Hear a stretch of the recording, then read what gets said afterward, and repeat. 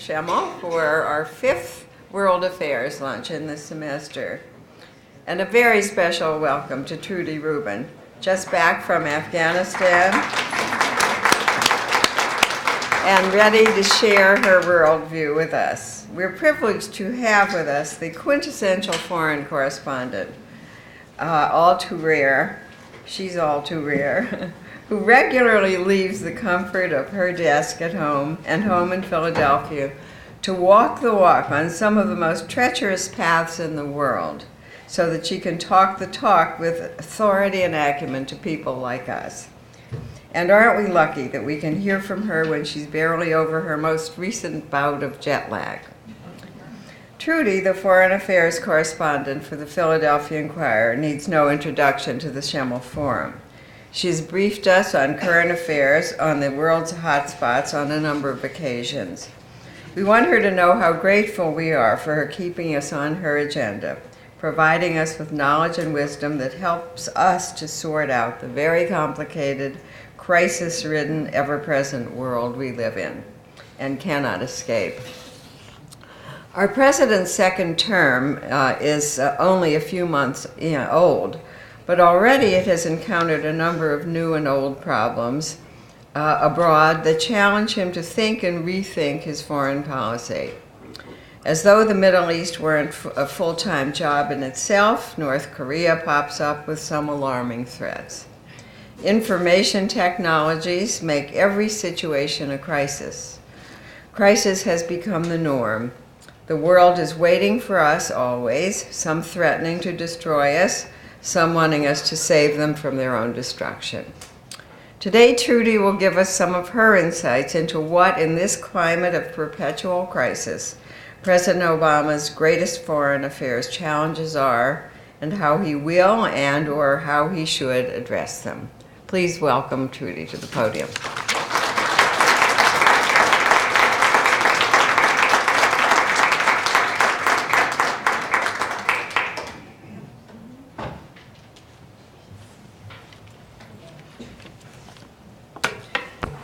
Thanks, Sandra. It's lovely to be back here. Turn your volume down. Volume down? Yeah, because it's try that. And as I was saying to Sandra at lunch, it's also lovely to be with an audience of people who are interested in foreign affairs, because sometimes one feels that that cohort is shrinking as fast as the foreign coverage in newspapers is shrinking. So please keep up your interest, because it matters, and let us hope that somehow the endangered species called foreign correspondents will survive, because right now, when it comes to U.S. newspapers, that species is almost confined to the New York Times. Talking about the biggest challenges to the president, it made me think that the actual biggest challenge is not really located in a geographical area, unless you consider the White House a geographic area. Because really, from where I sit, and as Sandra said, I was recently in Afghanistan. It was a very quick trip, but I traveled with the chairman of the Joint Chiefs, Marty Dempsey, to the change of command ceremony in Kabul, and got to talk to some Afghans, and of course to Dempsey and to General Allen, who was leaving. The challenges that face the country require a president and a presidential national security team that are really focused on the huge strategic shifts that are taking place in the world, and that consider that a priority of the second term. And sadly, I am not certain that that is the thinking either of the president or of his team, but necessity will force them to do that anyway. The problem is, if you're forced by necessity, then you're always playing catch up. And if you're always playing catch up, you're not thinking strategically. And then you get hit in the gut with events for which you're not prepared.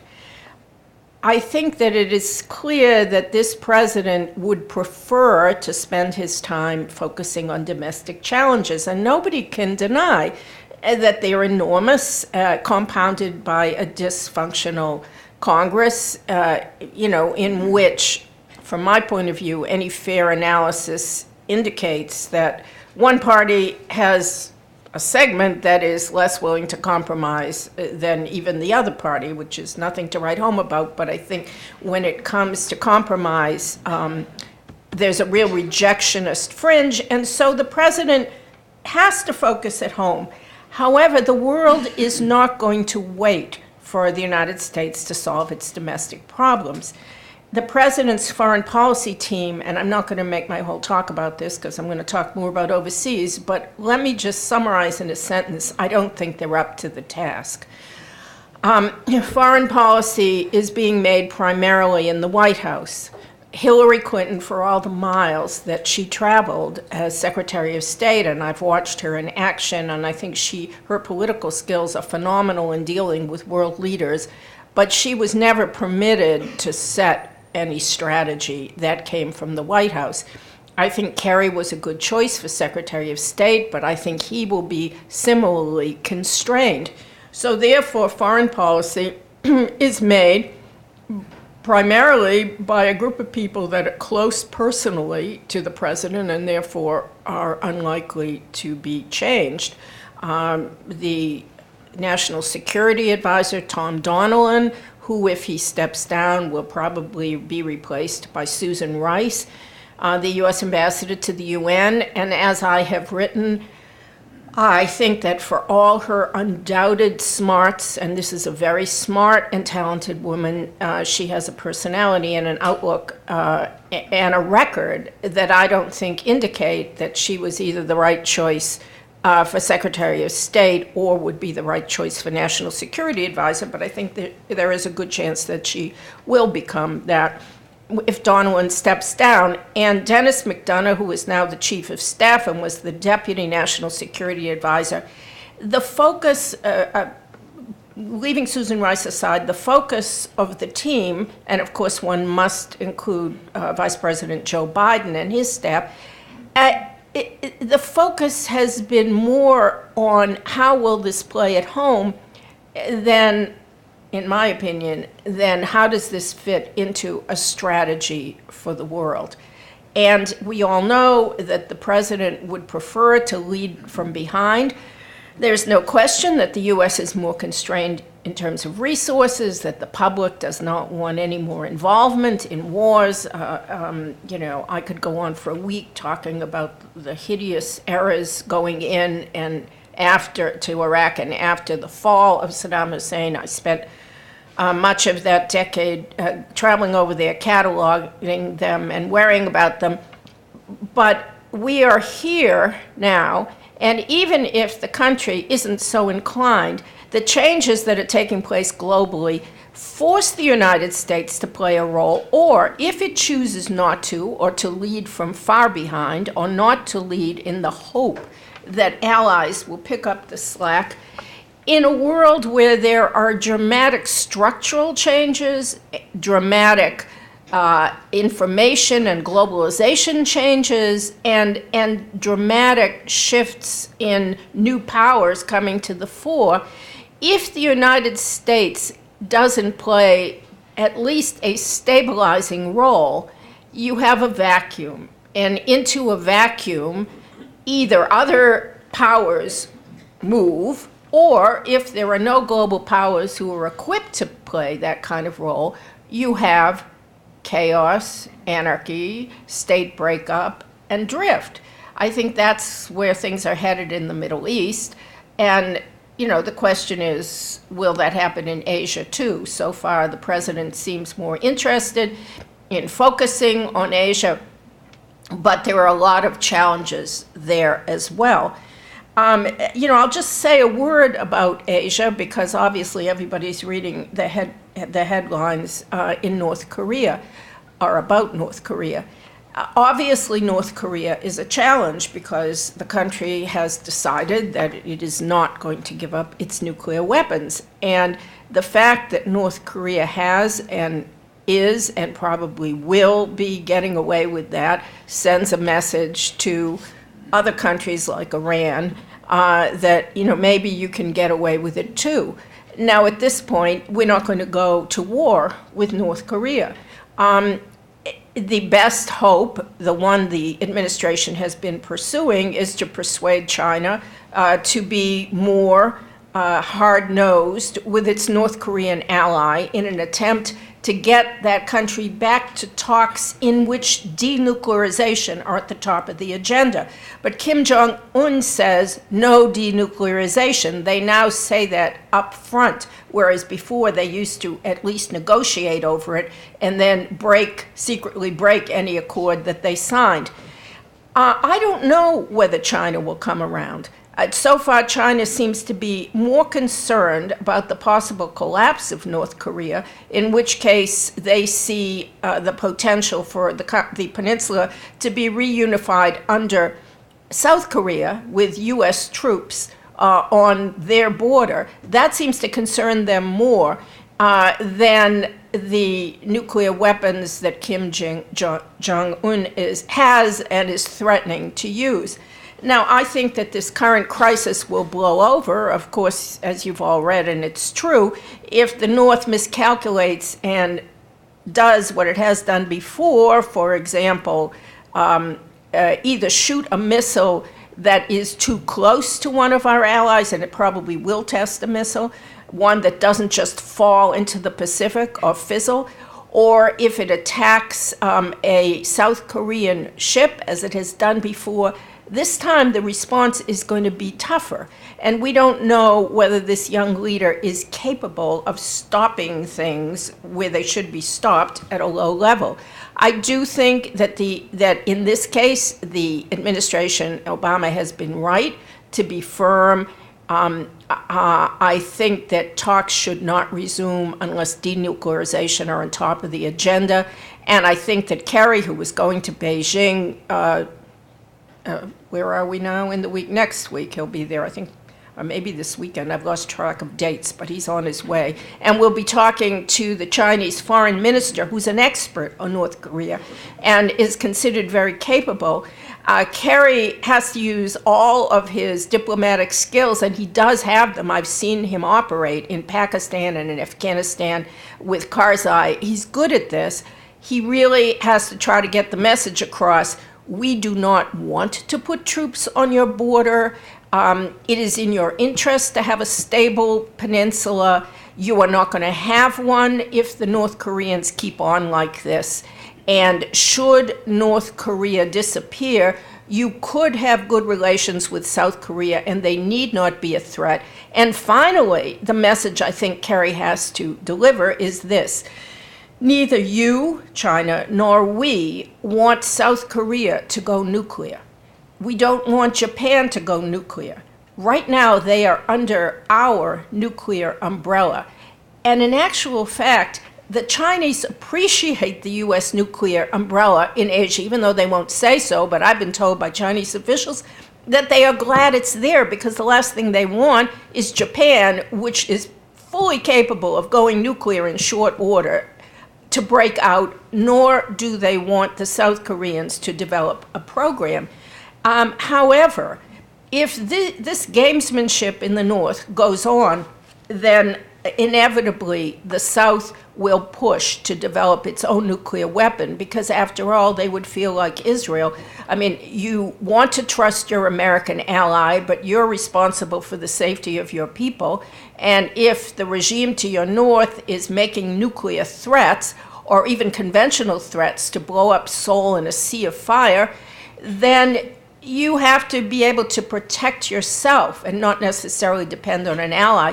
There was a very interesting speech given in Washington this week, which I wrote about, in which a leading member of parliament, who was formerly head of the party that is now in government, the leading party, governing party in South Korea suggested that Korea should start a nuclear program, which they wanted to do 30 years ago, but the Americans stopped it.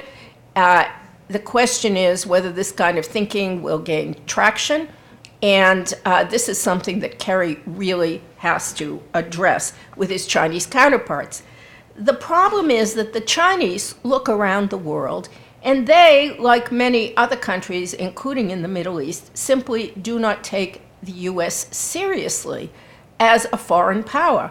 I've come across this, and it's really shocking. I mean, we've grown up and gotten used to the U.S. first as one of two superpowers, then as the sole superpower.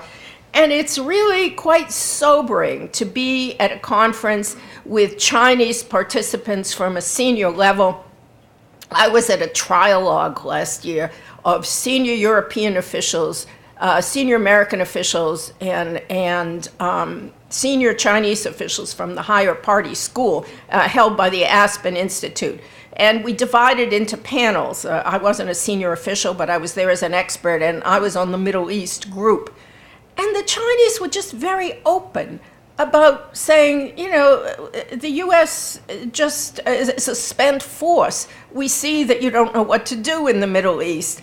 The world doesn't need to take you into consideration. I mean, they were very blunt and very overt. Now, I think the rumors of, America's foreign policy death are premature, but on the other hand, this is the way the rest of the world is seeing us as a country that is economically constrained at home, so can't use our money abroad, that is militarily spent because of two wars, neither of which is going to, the Iraqi war ended in a failure, and the Afghanistan war is headed that way.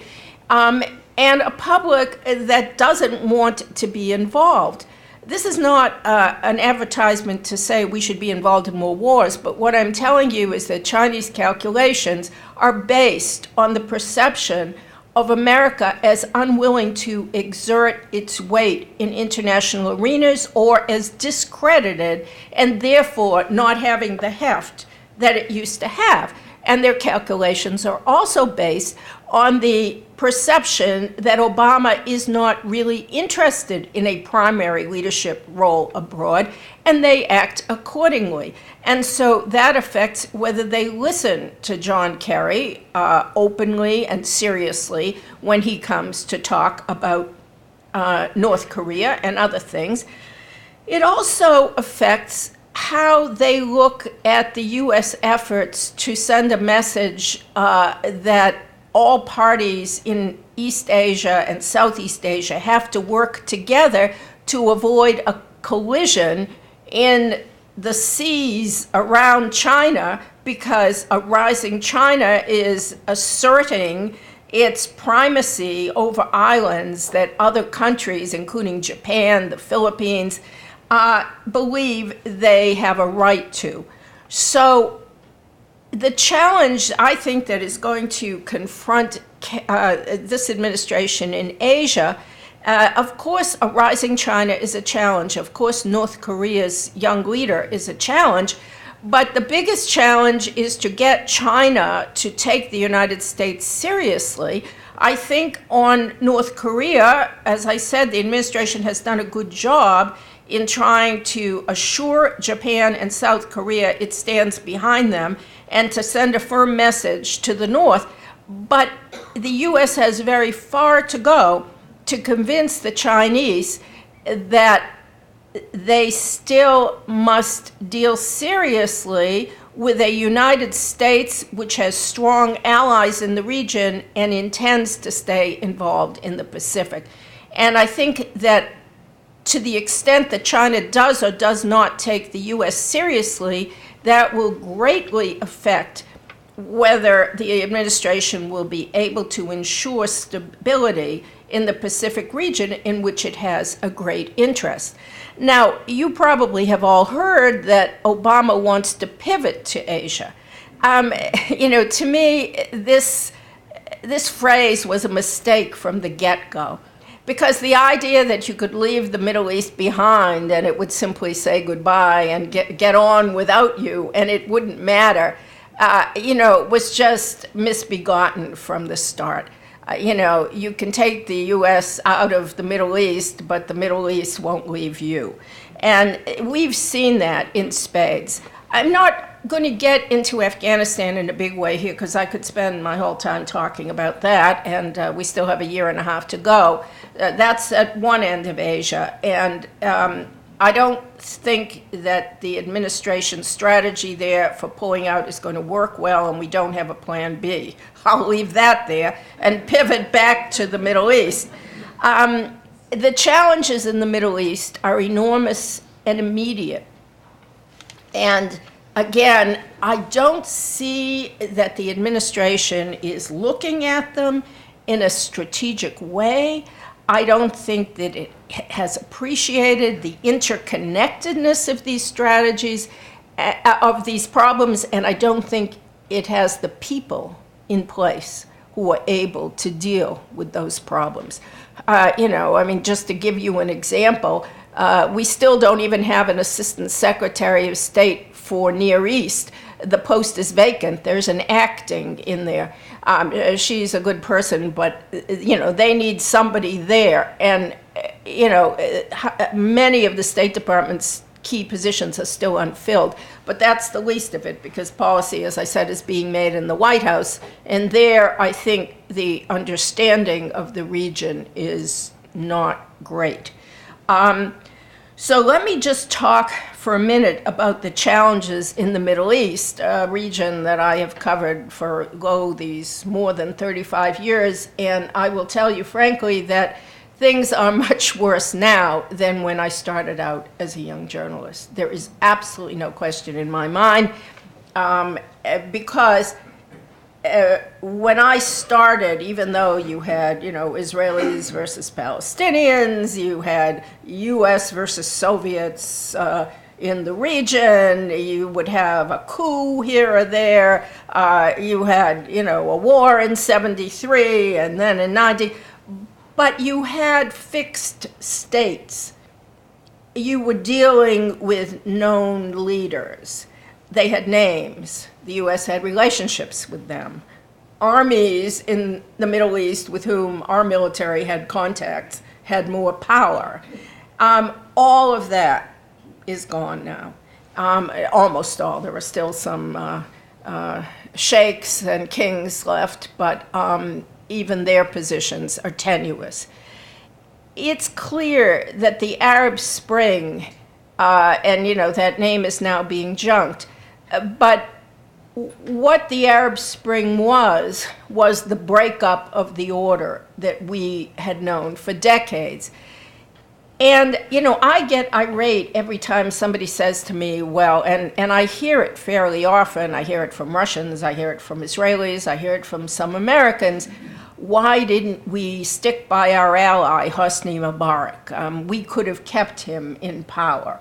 Or why would we want to get rid of Hafez al-Assad? After all, Syria was stable since 1970 under Bashar and his father. I didn't mean Hafez, I meant Bashar. But it was stable since 1970 under the son Bashar, and before that the father Hafez. They had clear red lines with Israel, so that border was mostly quiet except for the 73 war and 67 war, of course. But since then, with a couple of minor exceptions, basically quiet, you could rely on the Assads. Well, the answer to those questions is that it wasn't up to us. These were historic forces. We could not have kept Hosni Mubarak in power. You had a situation in Egypt where you had a calcified regime. Hosni Mubarak could have kept himself in power if he had reformed his economy, if people felt their lives were getting better. But in an age of the internet, where people understood how far behind Egypt was from other countries in in Asia, like Muslim countries, Indonesia, Malaysia, big developing countries like Brazil, were moving ahead, and the Arab world was staying frozen. The Arab Spring started when a fruit vendor set himself on fire because the police tried to take away his cart. It was over economic issues. And the Middle East had fairly open information because of the internet. So young people knew that they were losers and they were angry. And that revolt would have happened. In fact, it took the United States by surprise.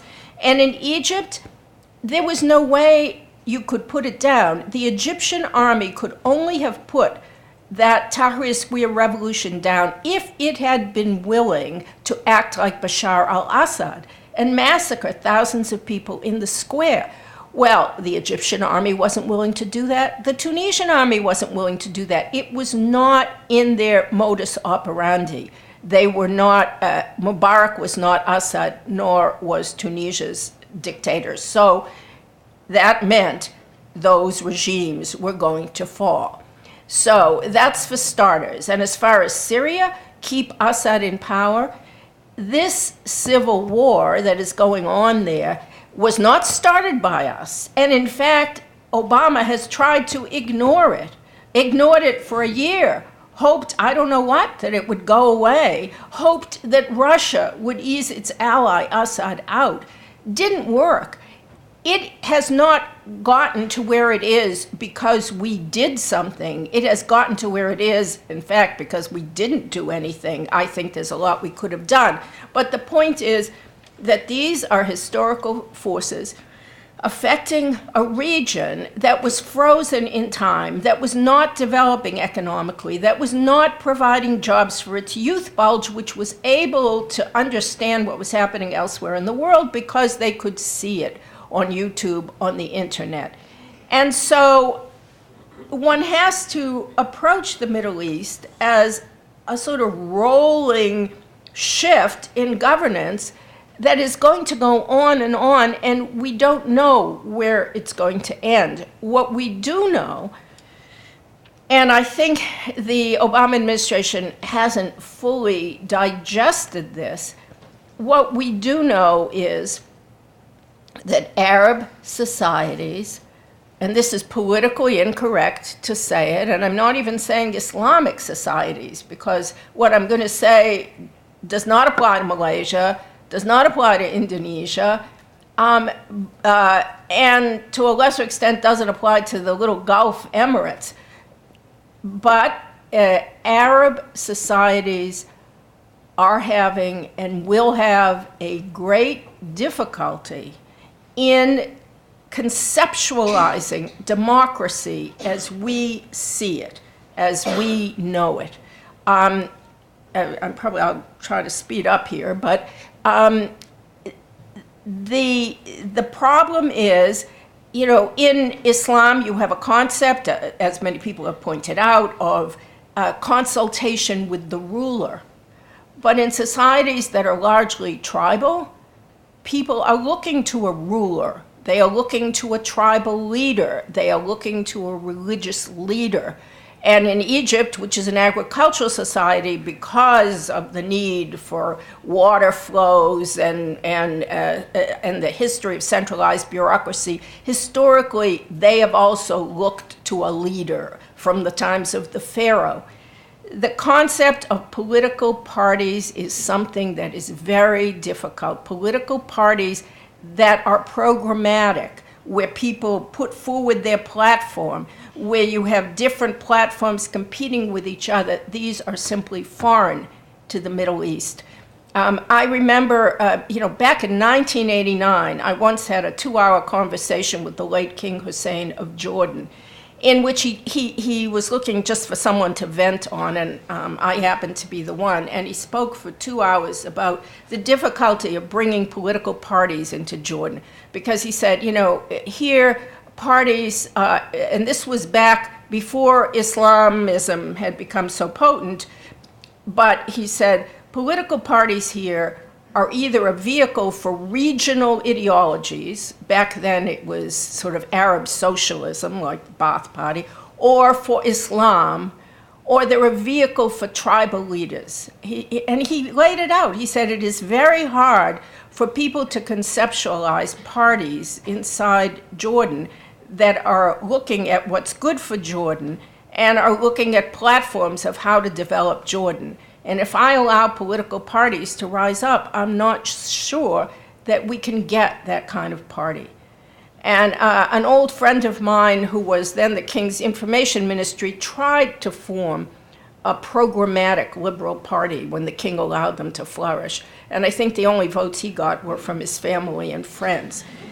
And so you see this problem, the structural problem.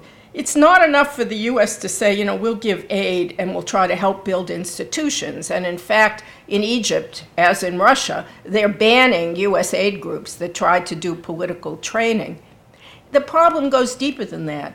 And the tragedy is that it even applies to the best and the brightest of the young people who made these revolutions.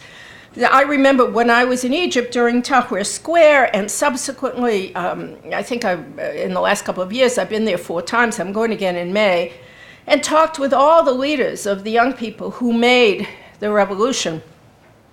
And what I found was they had great ideas about how to crowdsource, how to bring people together, how to organize a protest, but they were simply incapable, with a couple of exceptions, and that's not enough to make a movement, of figuring out how do we bright, young, educated people go down to Upper Egypt, it's a misnomer if you look at the map, to the rural areas or to the Delta, where people are less educated, more traditionally religious, not necessarily looking for a religious state, not at all, but they need to be spoken to and organized by people who understand their thinking. And these bright young intellects in Cairo and Alexandria did not know how to do that and have not done that and show no signs of doing that.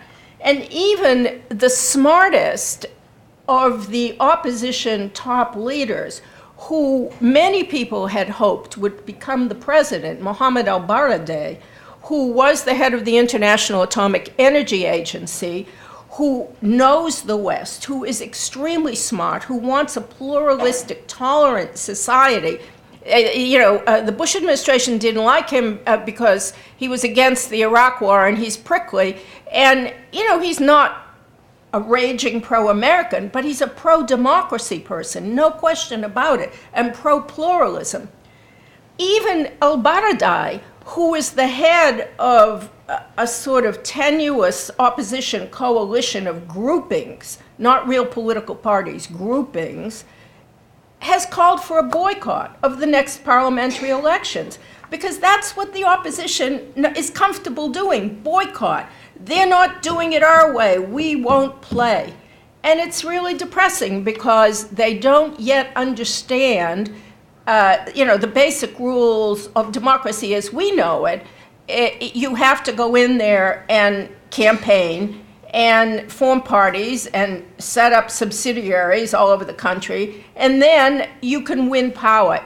They think of it in terms of leaders. We don't like what Morsi does, we'll boycott him, so we'll boycott the election. That's the way people think. I don't know if they will grow out of that thinking. I do know that what I hear from my middle-class friends in Cairo is they wish the military would come back. I think there is a yearning now for many people who supported the revolution for another military leader. The problem is they're unlikely to get one because the military doesn't want to be embroiled in politics in Egypt or in Tunisia. In Syria, the military is the enemy, and because Assad's military is mainly Shiite in a largely Sunni country. So the military is not going to be the savior in these countries. If you get a dictator, he'll probably be an Islamist, but I'm not even sure that an Islamist dictator can stay in power given the uncertainty and the economic catastrophe in these countries. Egypt is on the verge of economic collapse. So you're going to have a lot of turmoil. And that's why, and I'm going to be briefer on Syria than I intended, that's why I think the Obama administration has made a big mistake in not trying to stop the deterioration of Syria into a total failed state where a small minority of Islamists have invited al-Qaeda in, where you could have sort of Afghanistan on the Mediterranean, where the Iranians have an active presence, where they are bringing out Syrian militiamen loyal to Assad, Shiites, and training them and sending them back, where they have thousands of their Revolutionary Guards in there and training. So you have, on the one hand, Shiite terrorist organizations, on the other hand, al-Qaeda. And because we didn't want to be involved, we just let this trundle along towards a disintegration that many U.S. officials saw coming months ago but weren't listened to. I mean, already 5 months ago, Dave Petraeus, Martin Dempsey, the chairman of the Joint Chiefs, Petraeus was then still CIA head, Hillary Clinton, Secretary of State, and Leon Panetta, head of Department of Defense, all recommended to Obama that we arm opposition militia leaders that we felt were trustworthy. And the CIA spent a year vetting them. You know, I met several of the people who had been vetted. And I mean, the CIA was down on the Turkish border. These people would come across. The CIA would interview them. They'd triangulate, collect data. And Petraeus, I know for a fact, believed that they knew militia leaders, not necessarily saints, but people who did not want an Islamic state, who were not pro-Al-Qaeda. And the idea was you could pick specific leaders, well vetted, to give a certain number of powerful weapons. Perhaps even, although this hadn't really been decided, anti-aircraft weapons, something that would convince the Assad regime they couldn't win. Obama said no. He did not want this kind of involvement, especially before the election in November, and he still does not want it. Yesterday, the top State Department officials on Syria were up on the Hill. They testified. Actually, Senator Casey was on the Senate Foreign Relations Committee. They testified before him, and the chairman was Menendez, that U.S. policy is still no weapons to the opposition, and we're still thinking about trying to get the Russians to get Assad to resign. And when one of the senators, I forget who, questioned acting Assistant Secretary for Near East, Elizabeth Jones, how do you think you can get the Russians to change their tune? She said, I don't know. We don't seem to be able to persuade them that it's in their interest to curb this slaughter before it expands even more. Well, we've been trying for 2 years. So if the administration still doesn't know, why even consider Russia an option? Moreover, as Menendez said, if Assad thinks he's winning, there are not going to be negotiations. Now, our strategy, and it's probably the correct one, is let's try to get a negotiated solution, get Assad to step down, have a transitional government, and then negotiate a framework in which all Syrians have a part, because otherwise the sectarian war will continue, because endangered minorities who were backed by Assad, like the Shiites, Alawites, and the Christians, will fight to the death. But the problem is, how do you get those negotiations? And they don't have a strategy. So right now, the strategy seems to be they've changed course. Before, they wouldn't even talk to the armed opposition. And now the big announcement, we're going to deal for the first time with the opposition military leaders who are not Islamists, the ones the CIA has vetted. And what are we going to give them? Meals ready to eat. If it weren't so tragic, it would be a farce. We're going to give them MREs, meals ready to eat. We're going to give them some medical supplies, and we're going to give them body armor.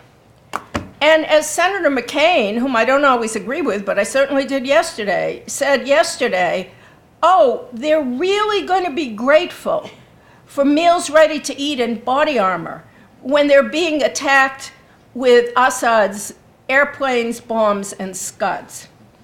And so this is where we are now. And there is no strategic thinking because, and I'm going to end here, if you ask what the challenges are in the Middle East, I won't even get into the death of the peace process and the likelihood that you'll have more violence on the West Bank. We are backing into a potential war with Iran, or at least attack on Iran. Wouldn't it make strategic sense to try to foreclose that by doing something that would weaken Iran and maybe make that unnecessary? Wouldn't it make strategic sense, since Assad eventually is going to fall, to try to make that happen sooner rather than later, meaning that you'd have more chance of keeping the country from totally disintegrating, more chance of keeping the radical jihadis from sinking deep roots along with the Iranians, more chance of backing some military and civilian leaders who might possibly want a good relationship with the West and be averse to war with Israel. Wouldn't that make more sense? But it's not what we're doing. And I just don't know what we're doing. And that was the question that senators kept asking from both sides of the aisle all during the hearings yesterday. Could you tell us what the policy is? Senator Menendez just kept asking over and over again, and how is it that you think we're going to get to these political negotiations? And he never got an answer. So I will end here where I started when I say that I do believe that the biggest challenge facing the Obama administration is figuring out how it wants to handle foreign policy, figuring out what kind of staffing it needs, and how to conduct a foreign policy that is strategic and global in its outlook, rather than reacting to crises as they occur and focusing primarily on domestic politics at home. And I'll stop there.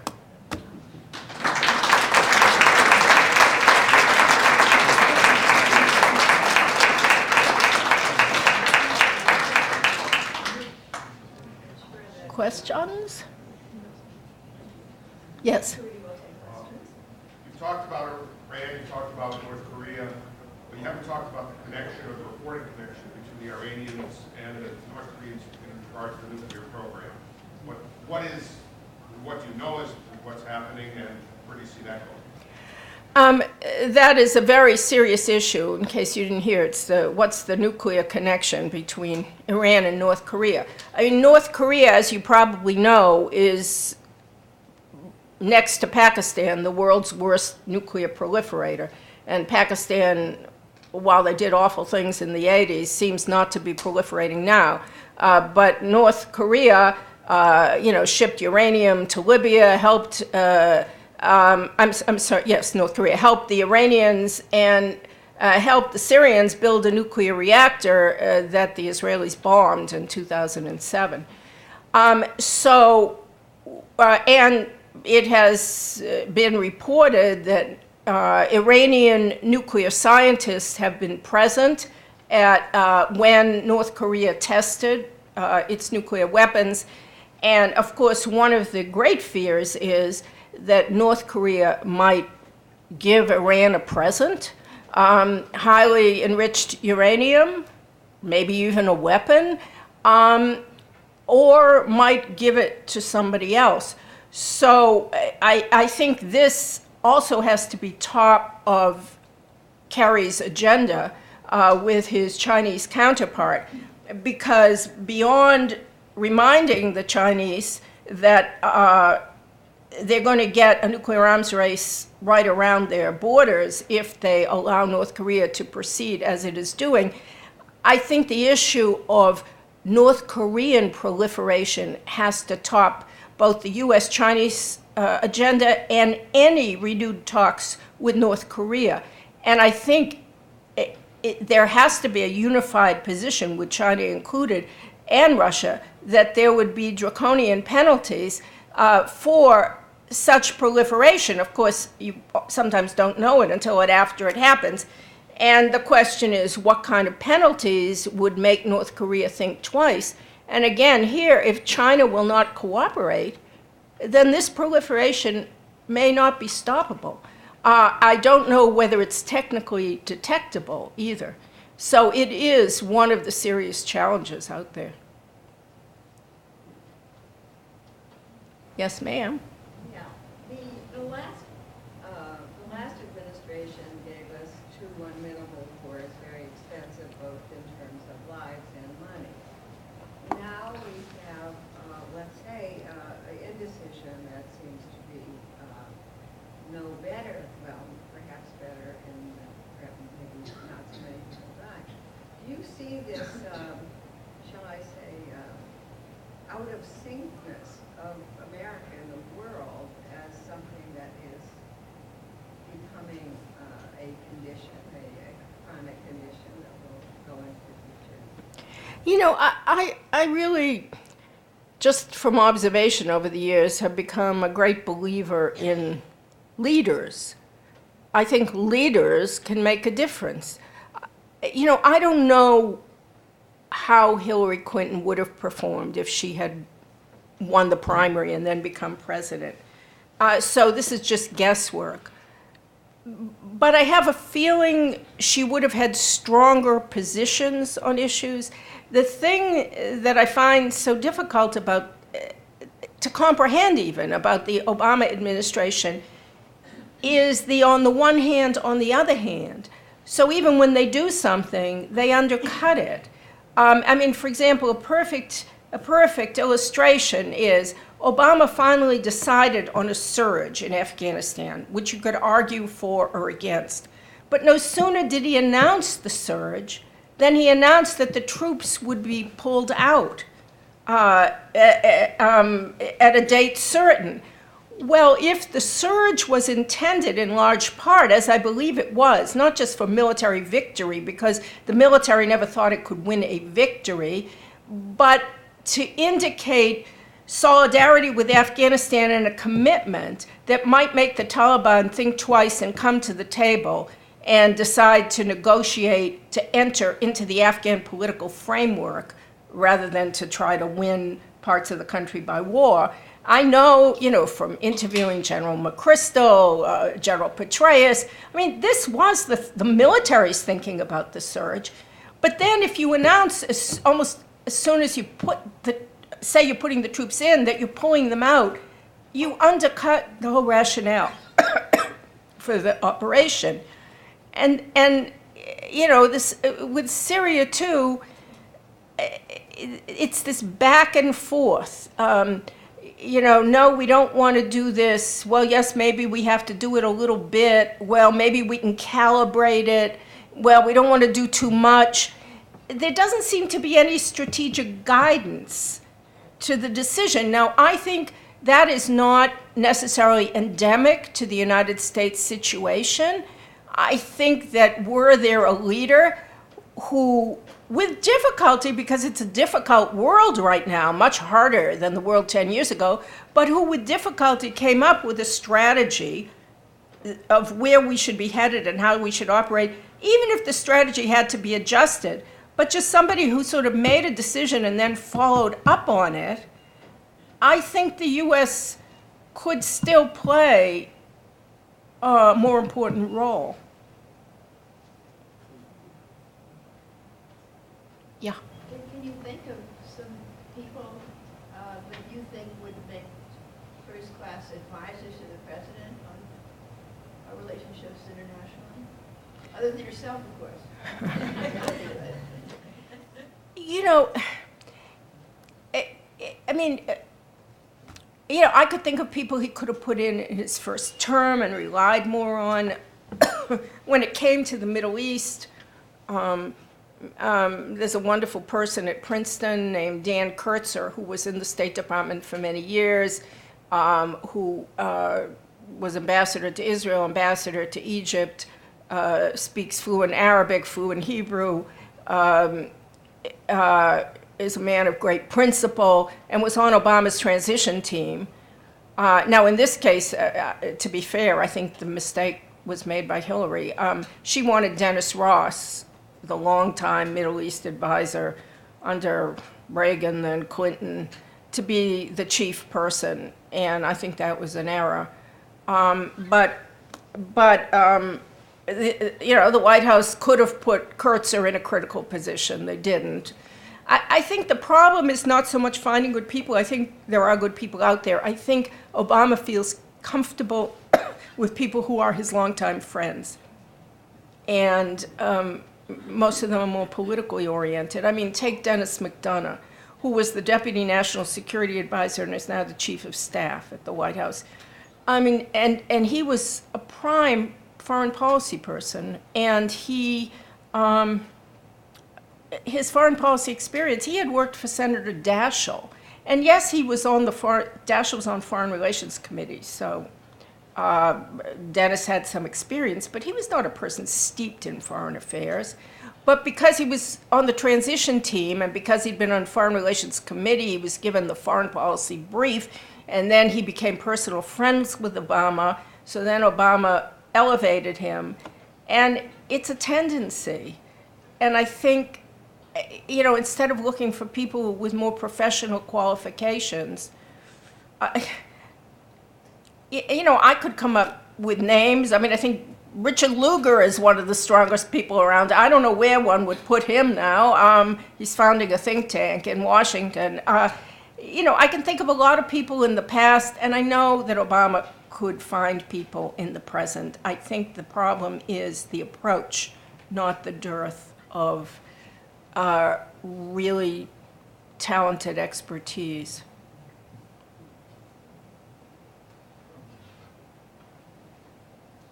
Yeah.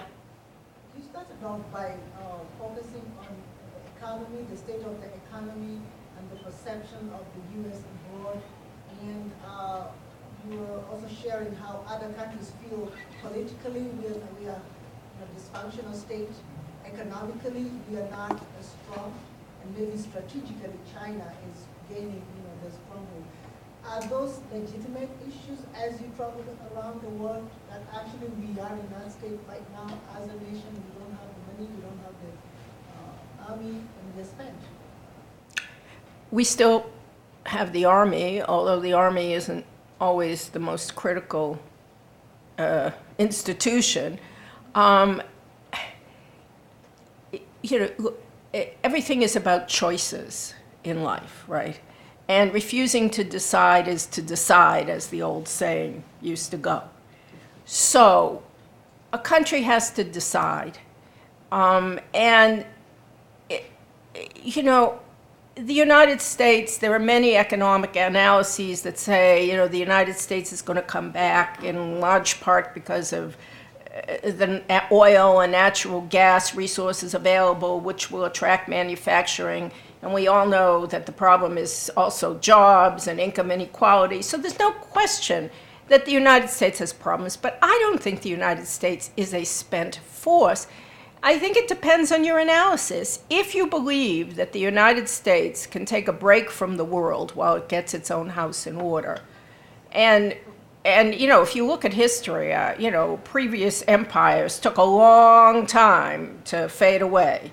And if you look out at the world, you can see Russia is sliding backwards despite all its oil and gas.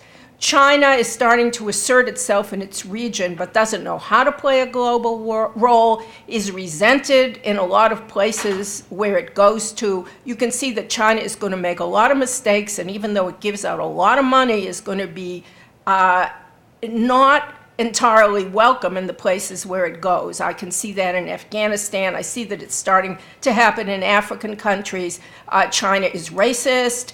China, when it invests abroad and builds things, only uses Chinese workers, disdains the locals. So China's not ready to be a stabilizing power. I think there's still a thirst in a lot of the world for stability and an openness to the U.S. as a stabilizing factor. We're in the post-Bush era. I think people would have welcomed that from Obama. Obama, therefore, has to make a choice. In order for us to revive at home, can we do it while closing out the world? Or will that rebound against us and affect the global economy, affect our ability to export our way out to growth, affect whatever, all the things that get affected when people do not take you seriously and do things that are against the United States' interests, economic and strategic, around the world? If you make that choice, then you have to decide how to allocate resources. I think Margaret Thatcher's death, whatever you think of Margaret Thatcher, reminds us that when a leader comes to power that is strong-willed, yes, she was divisive, but she was an illustration of how somebody can move mountains when they have determination. As I wrote earlier this week when she died in a blog entry, she didn't just break the glass ceiling, she broke the class ceiling. I went to graduate school at London School of Economics not long before she came to power. And every Brit in my class was emigrating because they were bright middle-class kids and there really was no future for them in the country. Now, she may have tilted too far in one direction, and you can argue with what she did here, and was she divisive. But I think she's an example of how you make a decision. Britain's economy was doing very poorly when she came in, and she not only did domestic, but she did foreign policy. Now, I know the U.S., it's a different question, and it involves a lot of resources in maintaining our military abroad and economic aid and so forth. But I think that determination and strategic thinking can compensate for a lot, and that even with diminished resources, the United States is still looked to, despite all the caveats, and could still play a much greater role. Maybe not the role it once played, but a much greater role. Is time up? Or do we still have time? Any questions? Yes. Looking ahead, and I really appreciate your frank view of the world today, which I think probably many of us share. But looking ahead, do you see any reason for optimism from either party for leadership in foreign affairs? I mean, that's pretty scary. It is. I mean, in the sense that, I think a lot of people right now would like an H.W. Bush type of foreign policy with Jim Baker back as Secretary of State. If you want to ask me, who I wish was Secretary of State, it wouldn't be a bad time for Henry Kissinger, but, since he's a little long in the tooth, and so is James Baker, actually, but I think it's almost what you need. I watched Baker, up close and personal, and the man was pretty phenomenal. I don't admire what he did in Florida, in 2000, but what he did in foreign policy, he managed to get Syria and Israel to sit at the same table, and his techniques were brilliant. I was at the Madrid Peace Conference where he pulled that off. Anyway, so do I see any bright spots? I think the U.S. economy will come back. The problem will be inequality and lack of sufficient jobs for people without high-end skills. And that will weaken the country. But, I don't see the U.S. as a spent force. And I don't know if you can get a middle-of-the-road outlook or government or leadership anymore. I don't know if we're too polarized. I think that a Romney would have been pulled to the right because I don't think he was a principled person. And so you don't want, somebody that wants to fight any war they can find overseas. At the same time, you don't want somebody who's so averse to asserting that you waffle all the time. I don't see the candidate. I think it's possible that Hillary Clinton would be such a candidate. We really don't know because she was given very little chance to assert herself. if I had more time, I could tell you what worries me about her, but at the same time, there are a lot of things about her I admire, and I think she does have strong ideas, and I think she can think strategically, and so, that might be a way forward. I was watching Rubio yesterday on television because he was on the Senate Foreign Relations Committee. Now, there's things about Rubio that bother me. I don't know whether he really is as susceptible to the Tea Party as they would like to think, but he's very smart and very grounded, at least on foreign policy. I found his questions, it made me want to learn more about him. On the other hand, if you have a party that is dominated by crackpots, then I don't know whether any strong, grounded, moderate conservative could do the necessary. So, I don't know. I mean, I don't think the game is not up. The game is never up. And when you look out in the world, there's going to be such chaos in so many areas.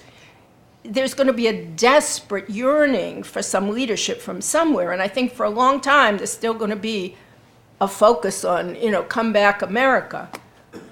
But I can't say whether, I think we could, I don't know if we will. Any thoughts on Caroline Kennedy as ambassador?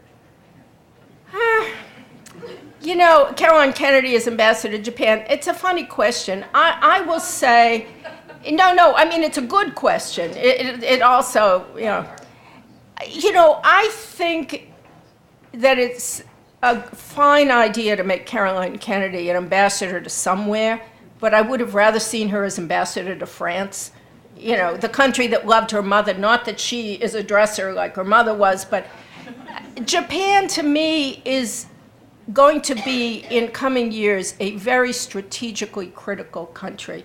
Because we're going into an era already we're there, where there's terrific tension between Japan and China, where you have an assertive Japanese prime minister, where Japanese nationalism is resurging, and not necessarily in a bad way. I mean, it's a long time since World War II, where there is going to be an increasing desire for nuclear weapons if North Korea isn't brought to terms and if China behaves aggressively.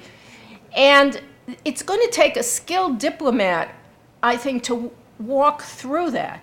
And Japan is not unaffected by the Taiwan issue and is, I don't think she's the right person, and I think rewarding somebody who was a loyal supporter and who is undoubtedly very bright with a strategically important ambassadorship. Maybe for a long time Japan was regarded as not so important, and supposedly the Japanese love big names as ambassadors, but some of the big names they've had before, have been, I'm doing a middle-aged memory loss.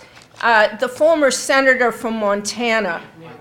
Yeah, and now he was an expert on the area. I mean, so you could get a big name that would make the Japanese happy, who also knew something about the strategy of the region. So I think it's a mistake. Yes? Could you talk a little bit about Pakistan and the upcoming elections that we're going to have? Sorry. No, I mean, I'm talking of hopeless. I don't think the U.S. is hopeless. I don't think our future is hopeless. I don't think our politics, our role in the world. But when you talk about Pakistan, I see nothing good coming out of these elections. The whole thing is just tragic. What do you have? You have the leading opposition figure, Nawaz Sharif, is a closet Islamist who plays pretty with, the worst Muslim radicals. I don't think at heart, he's not looking for an Islamic State, but he's willing to cozy up to them for political reasons. The wild card in the election is the cricketer Imran Khan.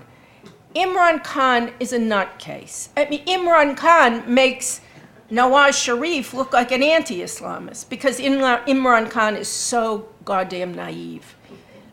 He's viewed in some circles as a liberal because, he's handsome. He used to be a womanizer. He was married to the blonde Brit Jemima Goldsmith, now divorced. No, he has this vision that you just negotiate with the Islamists and everything will be okay. Well, you know, I go to Pakistan, and I've been there when they tried that. Like, they negotiated with the Islamists in Swat, and they signed in this gorgeous historic valley where everyone, all the middle-class Pakistanis used to go for their honeymoon because it was so beautiful. And Swat, for a long time, had a traditional ruler called the Wali of Swat. Before he died in '69, Swat, unlike much of rural Pakistan, had schools for girls, had hospitals. He built them, you know, out of his money. They still have the same schools, only the same schools that the Wali built. But anyway, they muddled along because they had tourist income, but they were hurting.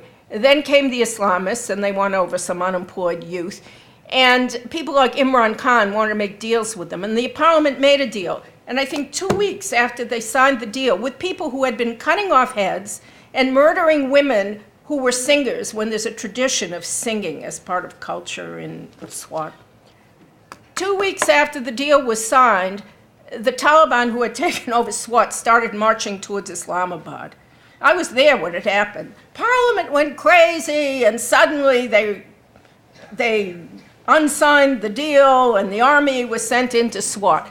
Well, this is what happens every time they make a deal with the Islamists. The deal is broken before the ink is dry, but that's his platform. Let's have peace with the Islamists. So I don't see anything good coming out of it. And I think Pakistan, you know, there are so many problems now that I haven't been talking about Pakistan lately. I always used to say it's the most dangerous country in the world, and I actually do think it's more dangerous than North Korea, although I'm, you know, it's a close race now with this young guy who has to prove his macho. But Pakistan is a country where the army in mid-level ranks is permeated with people who were trained under their Islamist ruler, Zia ul-Haq, in the 80s, whom we fed and favored because he was fighting the Russians, or he was sending jihadi boys to fight the Russians. Anyway, it's a place where you could get jihadis with hands on nukes if they penetrate the army. In some cases, they've already almost taken over military bases. It's a very dangerous place, and we don't have a handle on it, and I don't know how you stop this progress. And hoo-haing about the first democratic election where a president has served his full term and not been assassinated or overthrown in a coup. This is what everybody is cheering, that you're going to have this election. But you know something? Elections don't make a democracy. And the new government that comes in, I think, will be soft on Islamists to the grave detriment of Pakistan and maybe us. And now, after that cheerful note,